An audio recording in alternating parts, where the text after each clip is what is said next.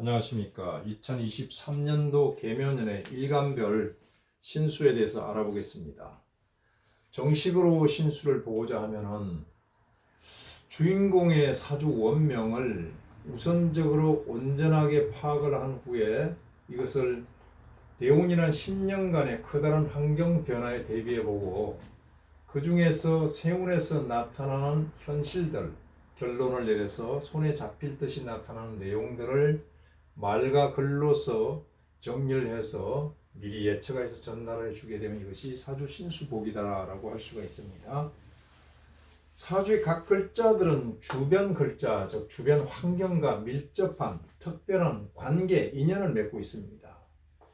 이 관계, 인연이 어떤 계기를 만나게 되면, 즉 형충해합이나 생극을 만나게 되면 변화가 일어납니다.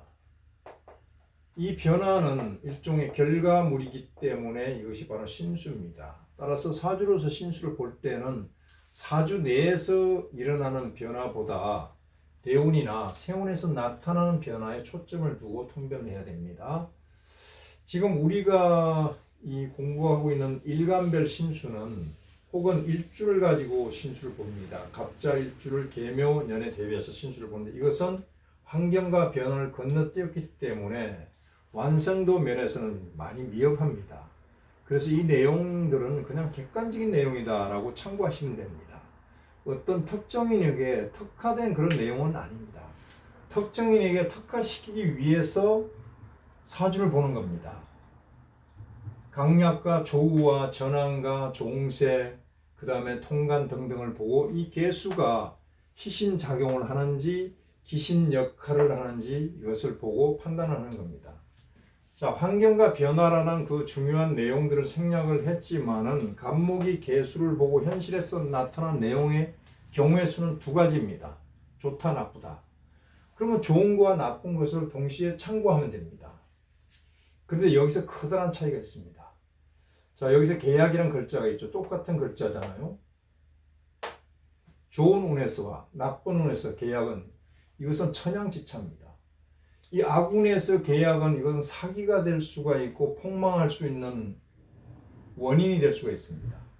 이 좋은 운에서 계약은 성사도 잘 되고 앞으로 성장 발전하는 모티브가 될 수 있습니다. 이 차이를 가려내는 것은 전문가 영역이기 때문에 주변에 계신 전문가 분들에게 도움을 받기 바랍니다. 자, 그러면 이 간목이 개수를 봤을 때 우리는 정인이라고 합니다. 을목이 개수를 보게 되면 편인이라고 합니다. 정인도 기신 역할을 할 때는 편인 이상으로 나쁩니다. 편인도 희신 역할을 할 때는 정인 이상으로 좋아요. 그래서 정편이라는 이 용어에 현혹되지 마시고 오로지 희신인가 기신인가를 보고 통변을 하시기 바랍니다. 자, 희신 역할을 할 때는 기인의 도움이 있습니다. 자, 이는 윗사람이니까 존장의 도움이 있습니다. 인수는 도장 찍는 문서니까 문서운이 좋습니다. 표창, 영전, 이상, 이전 이런데 계약운에 좋다 그랬죠. 명예, 자, 살아있는 존장이 있는 반면에 돌아가신 존장은 조상님인데 조상님 도움을 받으니까 조상의 유산을 물려받을 그런 운이다라고 볼 수가 있죠. 건강에도 좋아요. 관과 살이 많은데 인이 와서 소통시켜버리면 건강에 좋고 상관과 식신이 많아서 설기태심해서 기진맥진할 때 인수가 와서 설기를 막아주고 보호해주면 건강이 좋아질 수밖에요. 자, 이 결혼운은 여명의 경우 관이 아주 나한테 짐이 되는데 인이 와가지고 소통시켜주면 좋은 중매처가 나타나게 되는 겁니다. 자, 이는 직접적으로 학문입니다. 학문에 성취가 있는 거죠. 재산 정서에도 굉장히 기쁜 일이 있다. 자, 기신, 나쁜 역할을 할 때는 인수는 식신을 깹니다. 이것을 도식이라고 그러잖아요. 도식인데 여명의 식신상관은 자녀거든요. 자녀에 근심이 있다. 유산도 해당이 됩니다. 또 자녀와 관련된 신체 기관은 유방과 자궁인데 탈이 날 수가 있으니까 미리미리 검진을 하시는 게 좋겠다. 또 남편 근심이 있습니다. 왜 그럴까요? 이는 좋다고 그랬는데 남편별이 하나가 있으면 약하게 있을 때 인수가 나타나게 되면 관의 기운을 설기시킵니다. 그래서 남편이 탈진돼서 힘이 없습니다. 이럴 경우 안 좋습니다. 직접적인 육친은 모친입니다. 인수가. 그래서 모친 걱정, 근심이 나타나게 됩니다. 자, 여기는 보정인데 이거 도장을 찍었잖아요. 과거에 찍어놨던 것이 이런 운에 나타나서 내가 고초를 당하든지 아니면 이런 운에 보정을 서게 되면 나중에 안 좋게 나타난다 이런 뜻입니다. 주택 매매나 이런 거 마찬가지고 계약도 그렇죠. 문서 안 좋다고 그랬죠. 또 학생들에게는 인수가 학업인데 이거 안 좋습니다. 시험도 해당되는데 안 좋죠. 존장에게 희신이 되는데 기신이 되니까 문책을 받는 겁니다. 윗사람에게. 그 다음에 정관 편관인데 이런 경우도 정관도 희신 역할을 할 때는 악살입니다. 편관도 희신 역할을 할 때는 귀가 됩니다. 자, 희신 역할을 할 때는 실직자가 아니라 뭡니까? 구직자는 취직이 되고, 그 다음에 직장인은 승진을 하게 되고, 또 여성은 결혼을 하게 됩니다. 관이 들어왔으니까 남편이 기쁘게 들어왔다. 남자가. 기혼녀는 남편에게 기쁜 일이 있고, 남자는 관이 자녀입니다. 자녀 기쁜 일이 있다. 또 직접적인 명예가 따른다. 관과 관련된 관사, 인후가 건들이 잘 처리가 됩니다. 그동안 힘들었던 송사가 말끔히 해결될 수가 있습니다. 시험에 합격하는데 시험이라는 것은 상승하는, 진급하는 거니까 합격이 되죠. 표창도 명예와 직접 관련이 있습니다. 자, 반면에 기신 역할을 하게 되면 실직을 하게 됩니다. 구직자는 직장을 얻지 못합니다. 자, 강등하게 되고 상신은 몸이 다친다는 뜻입니다. 그 다음에 질병, 건강, 재난, 사고, 강도, 강탈. 여성분들은 이럴 때 방귀를 조심해서 살펴서 다녀야 됩니다. 이게 지나치면 사기가 되고 구설이 되고 송사, 관재수가 나타나는 겁니다.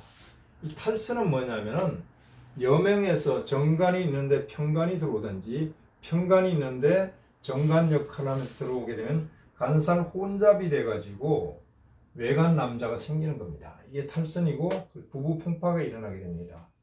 관이 나를 괴롭히니까 귀신 역할을 하니까 남편이 그렇게 미워 보일 수가 없습니다. 이런 운에는요. 미리 알고 마음의 준비를 하게 되면 이것이 상쇄될 수가 있습니다. 자, 정제 편제인데 이것도 용어에 현혹되지 마시고 희신일 경우는 수익이 상승합니다. 남자는 좋은 여자를 만나서 연애하게 되고 결혼도 하게 되고 기혼 남성은 처운이 좋아서 처가댁 도움을 받기도 합니다. 자, 수익이 상승하니까 신규 사업에도 손을 대게 되고 기존 사업을 확장하기도 하고 또 승진도 합니다. 이것은 재생관의 원리에 있어.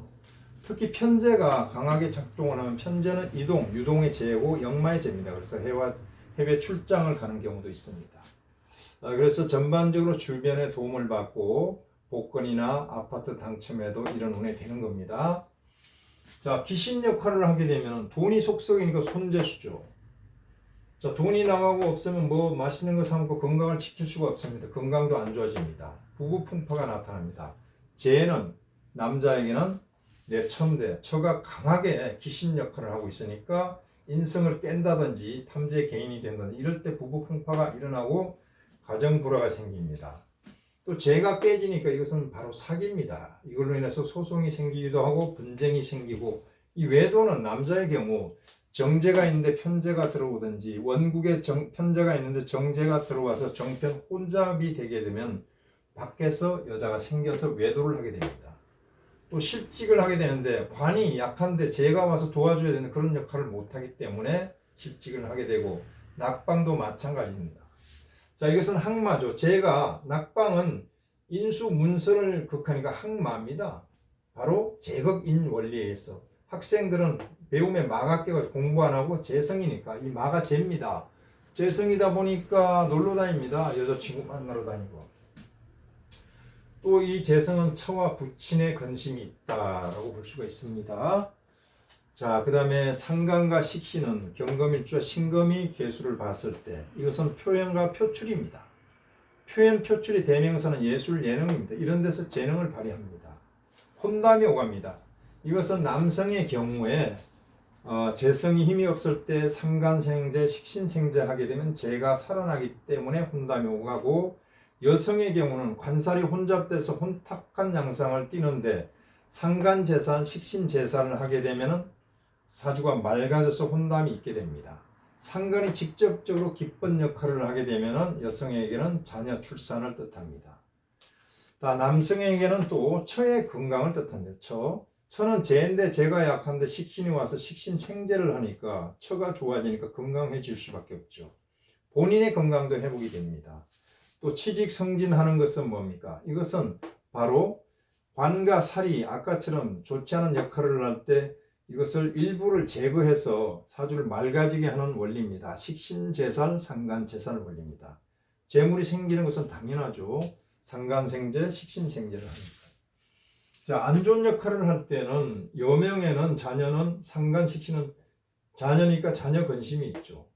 자, 상간과 식신이 남편을 치니까 남편 근심이 있고 또 내 직장이가 실직을 하기 쉽고 건강이 망가질 수가 있습니다. 왜 그럴까요? 식신이 상간이 내 기운을 더 빼니까 진상간에 또 행상간을 만나면 필멸이라 그랬습니다. 휴업을 하게 됩니다. 휴업. 관이 내 사주의 직업인데 직업이 자영업도 직업입니다. 이것이 상간으로 인해서 타도되니까 휴업을 하고 심지어 폐업을 하게 되고 또 관이 내 명예가 망가진다는 것은 누가 뒷담화 구설을 치고 있는 겁니다. 또 시비가 생기고 시비는 뭡니까? 관을 내가 무시했으니까 관이라는 것은 법이고 질서고 상대방의 인품인데 이것을 무시했기 때문에 시비, 심지어 소송이 나타나기도 하고 또 재성을 너무 강하게 해줘서 기운을 빼니까 손재가 생기기도 하고요. 처로 인해서 처에게 근심이 있고 처가 산액을 당하기 쉽다 이렇게 볼 수가 있습니다. 자, 임수가 개수를 보게 되면 급제고 개수를 보게 되면 비견입니다. 좋은 역할을 할 때는 덕비이재라고 합니다. 덕비이재, 덕재, 재물을 얻는다는 뜻입니다. 그래서 사업을 확장합니다. 왜 그럴까요? 재나 신약 사주에서는 재가 들어오면 안 됩니다. 바로 비견급재가 와서 나의 도움이 되는 겁니다. 자, 형제, 동료 도움이 있고 기인의 도움이 있다.